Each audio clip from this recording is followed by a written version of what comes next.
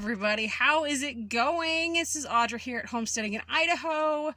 So I'm gonna do my 1 week checkup video, I guess. If I go week by week, I can kind of keep a track of it a little easier, maybe. I don't know. John, hopefully this isn't gonna fill up my 12 video list too quickly. So this first week, I've got a lot growing in the greenhouse here, but I haven't harvested anything. Actually, I'm doing it this week. I'm doing a bunch of harvesting. I did get 20 eggs from our chickens, and I did weigh it out. It comes at just slightly over 2 pounds. So, John, that means I've got 18 pounds more to go to be back in the positive. If you guys are wondering, you're like, what in the world is she talking about? So, have you guys ever had excitement totally bite you in the butt? Yeah, guilty. Like, big time guilty.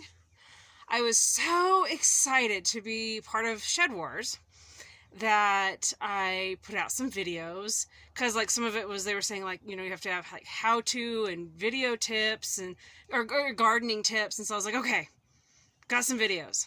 And I put them out, and I went to the one page, so I went to the website, and I went to the rules video and like watched them all, like watching them, and I wrote them down and I printed it out. I was like, okay, know how to tag the video, know how to title the video, like all these different things, right? And apparently what I missed, I think, I don't know how I've managed to miss this. I've tried to watch every single video, but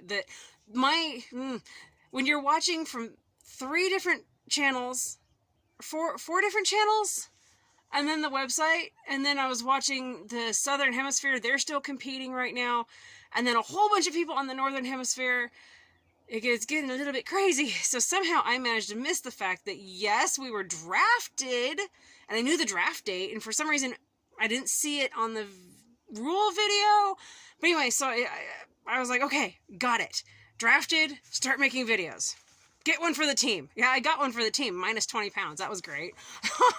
But yeah, excitement bit me in the butt big time. Put out 4 videos. So anyway, change of plan. I'll just do a weekly what I did video. How's that? And holy cowabunga, what a week I have just had. So started the week out finding out who told me that? Old school prepper, was it you? I have to think whoever it was. I was in the middle of stuff and had a message come through, and she was like, hey, you might want to go check it out. So anyway, first kick in the teeth was I screwed up 20 pounds worth. I was like, okay, well, crud. Okay, so you bounce back from that, right? And then I swear my week went downhill from there.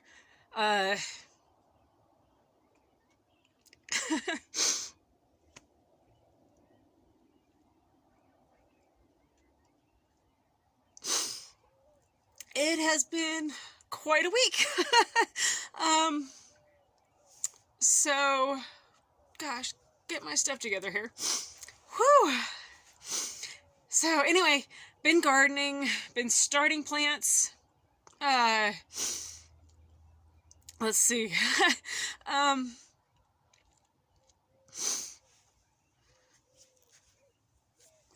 So, in my family, I'm kind of like the oddball. Everybody's like, go to college, get an education, go get an office job, work the 9 to 5, and if you want to garden, hire somebody to do it for you. That's just the mentality of the family I come from.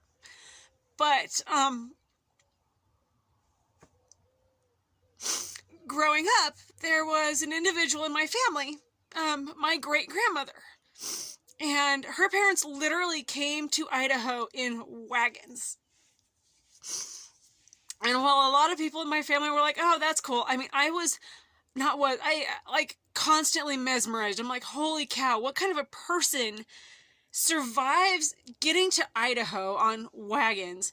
And then they literally lived in a 1-room cabin. And they had these gorgeous gardens. Like I used to sit at my great-grandma's feet. And she would talk to her sisters and her brother and like all the different family members, and they would tell stories. And I just couldn't get enough of it. And I was like, I don't want, like, okay, so I tried college. I did. It just wasn't for me. I couldn't believe the stress involved and just, like, it was not my lifestyle.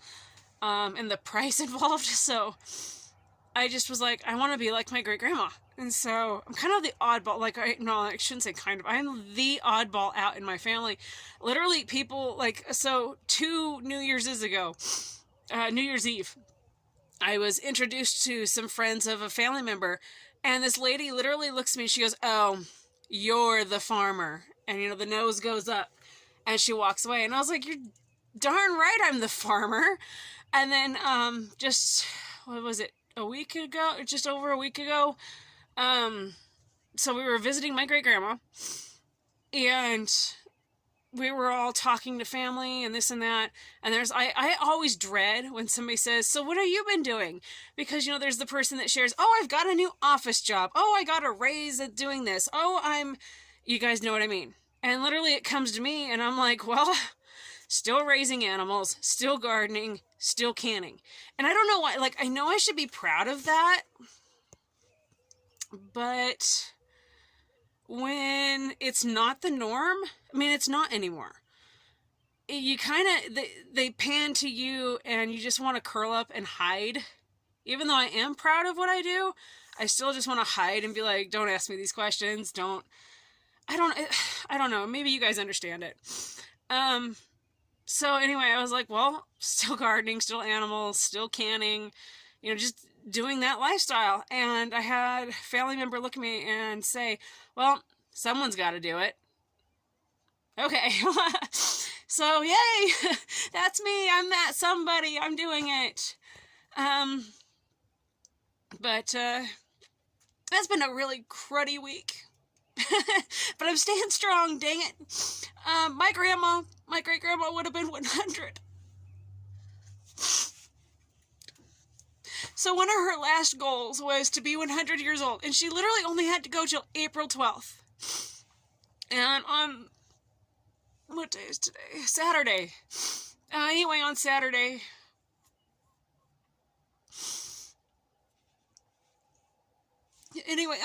she passed away. So, and it was, when I saw her last, our conversations, it wasn't on, oh, are you looking for an office job? Oh, it wasn't any of that conversation that all other family members and friends all want to have. It was, what are you gardening? What have you been canning? What are your plans? And we sat and we talked, and this woman, like, I have family and friends, they're like, why do you grow so many tomatoes? Well, unless you literally are living a lifestyle where you're growing as much as you can for your family, you'll never understand the versatility of the tomato and why people grow so many of them for canning and putting up and dehydrating and all these things. So anyway, that was our last conversation.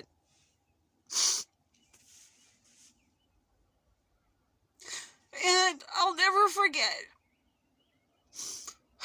when she looked at me, her eyes were crystal clear. Like, she wasn't forgetful. She wasn't any of that. She looked at me and she says, I'm so proud of you.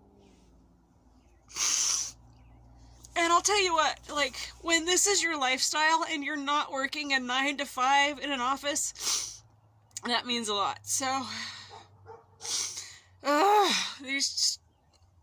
you know how many times I rehearsed this video? Because I was like, I'm not gonna cry. I am not gonna cry. I rehearsed this for like 2 days. Oh well. This is life, you guys. This is real life. This isn't put on junk. And then to top it off, last night, I get an emergency text message from my mom letting me know that her house was on fire. And I'm like, you don't even want to ask that question of, well, what's next? Just, dear goodness, we don't want to know what's next. But anyway, house fire, their house it's not a total loss, but oh my gosh. It's not great.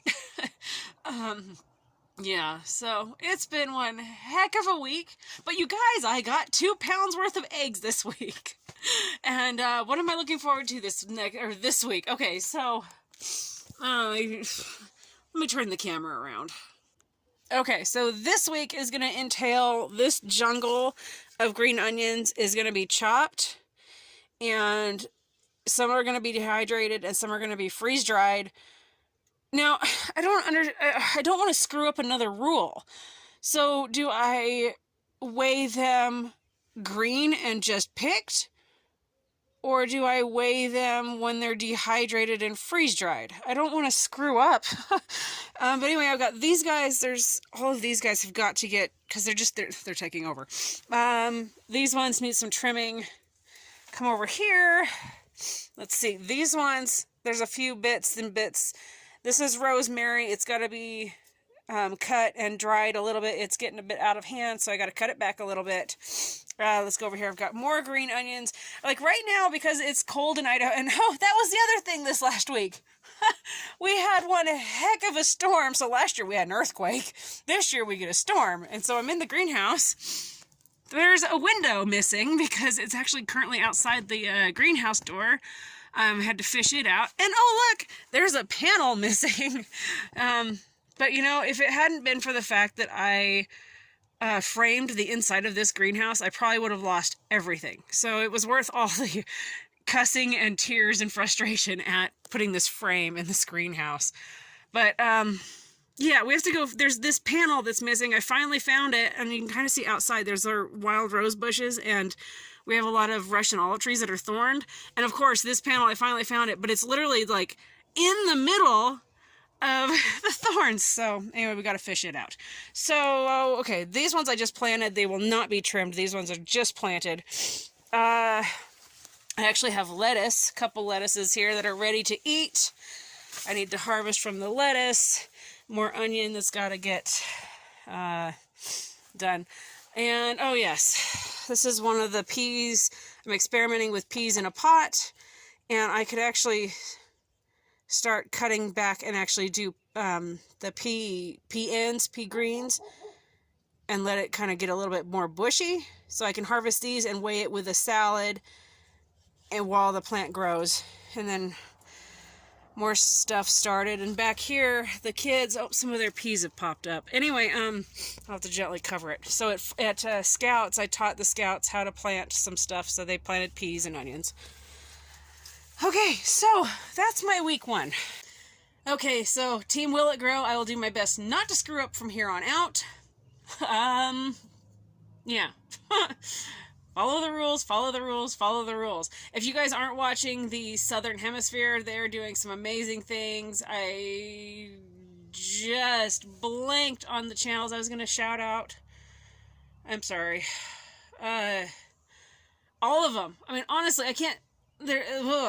These folks are gardening their hearts out, whether it's something small to something massive. You guys won't believe what these folks are doing. And yeah, they're in the Southern Hemisphere, so what does it mean to us in the Northern Hemisphere? Dude, are you guys kidding? I have people that are like, well, what does it matter? We're different. No kidding, we're different. But there's so many things you can grasp and learn from these folks that are gardening in other areas. Just because they're hotter than us and warmer or a different season, all this.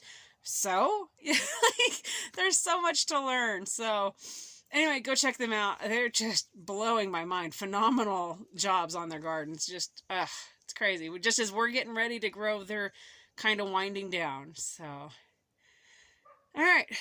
I'm going to get back to stuff here in the greenhouse. I've got stuff to get planted still planting. Are we ever not planting? I don't know. I mean, even in the dead of winter, I was planting, so. All right, gardeners. Hope you guys are having a good one. I'll catch you later. We lived a really good life. We didn't have any money to speak of, but we had the milk cows, and then we had the sheep, and then we had chickens, and Mama raised a big garden, and we never worried about having anything to eat or anything. We just lived there and had everything to eat, and we had a warm bed, had the wood stove. You had to cut the wood and put in the stoves. Sometimes we bought coal and put that in there. I was born on 40 acres in a one-room house, or two-room house. Three-room house. No water, no electricity, nothing. We didn't have any sense to know it was any different. It was wonderful. We took water out of the buckaroo ditch to cook with and take a bath. And then we went to a one-room schoolhouse 3 miles from the house. I graduated when I was 16 and went to college for a year. When my brother had to go to high school, we didn't have any horse, so then my sister Leon and I rode the horses to school, or we walked her. And then in high school, it was a 2-story high school. There was a high school in the top, and then the grade school in the bottom. And then I went to Boise to the University of a business university. It wasn't a BA. It was like Boise graduate. Junior School or something like that, wasn't it? Huh? Was it like Boise Junior School or something like that? Yeah, that was what it was like. You just earned a grade at a time. It wasn't a BA. You didn't, because I went to the Boise Junior College, and my sister Mabel took me because Mama never drove. So she let me in, and I took the exam for $5. And when I came out, she said, "Well, how'd you do?" I said, "I don't know, I'm not going back." She said, "Why?" "Because my mother made my clothes, and all those pretty girls with their fancy shoes and dresses and things. So I didn't want to go to school there, so that's when I went around the corner to the business university. And I went to school, but I was very lonely over there. Wow. So one day I was walking along the street, and in those days you just stopped and visited on the streets in Boise, just like a bunch of farmers in Ruth Keith, no, her name was Rose. Anyway, Ruth Hawes came by. I said, "Are you going home back to Brewer today?" She said, "Yes." I said, "Would you help me load my stuff?" So I took everything I had and went home. So I didn't go back anymore. I just seemed like I had something to do all the time. And yet I kept care of my place, and when I had the post office, I raised a garden behind the post office. I raised one at my house, and Leona, my sister, owned the big building, and I went up there and raised a garden. But then we were at the ranch with the folks for a long time, and they had sheep and cows, and I had to ride to push the cattle around. And I didn't like it because I was so small I couldn't get on a horse or saddle it or anything. And we had to push those cattle around, and never the day did I enjoy it so much, but I didn't. But we moved a little one-room cabin or something up from Mountain Home to on our place there in the Buckhorn. And we put it in there, and it's still here and doing, and it's just the same. We lived out there with just dipping water, no electricity, but it was fun to do that. And then one day after we'd worked for days, and I was getting so tired of it, and I couldn't take a bath, and he said, "Have to go to the creek or something." And I had my hair all tied up with a rag, and I hadn't washed it for days. And we were moving a portable corral around and put it on the big truck, and I just says, That was in 1961. I said, Mama, or Earl, and he said, we are gonna leave here. We're gonna close up, take our share and leave. And he said, we'll starve. I said, well, I guess we'll have to starve. So we turned everything off and took our part of the company and went down, and it wasn't any time that Roger and Earl, they went to work for the missile base. They made more money than they knew what to do with.